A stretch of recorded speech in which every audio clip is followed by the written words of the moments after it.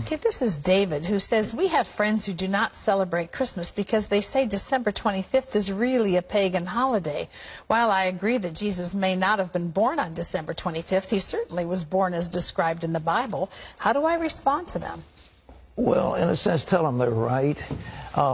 You see, the winter solstice a couple of days later was the shortest day of the year, and the pagans had something called Saturnalia.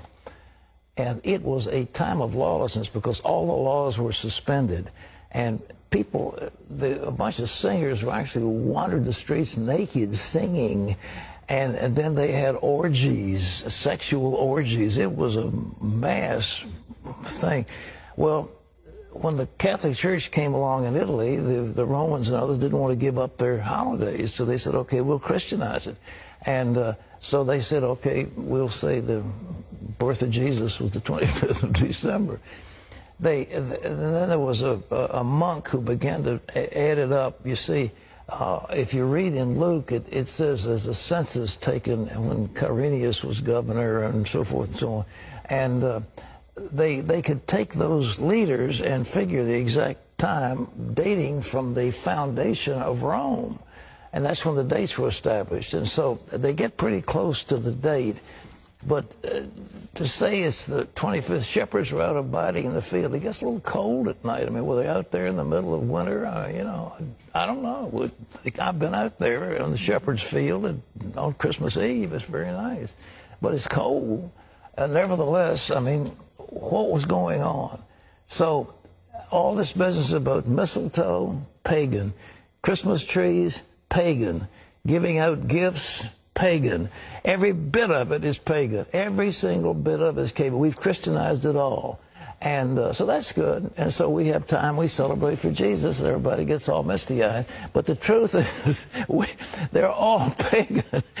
But the birth of Jesus... But the intent of the heart is what it's about. Exactly. So we have Christianized all these things. We give gifts in the name of Jesus.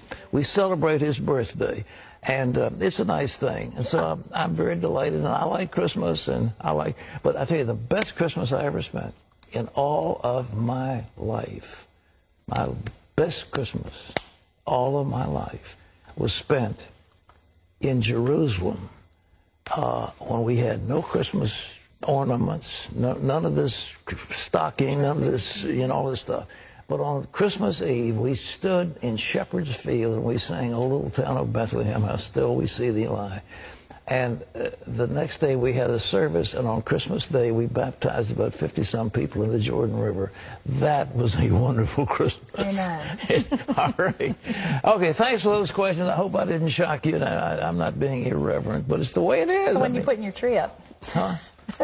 I've got, I finally got one of those fake trees, and it's beautiful. It's already pre-lit, and you just plug those little joints in, stick it up, and plug them in, and all of a sudden you've got a riot of light. I like all the decorations. The Founder's Inn is just loaded with decorations. It's very pretty. But pagan. But all to celebrate Jesus. Yeah, but Christianized pagan. All right.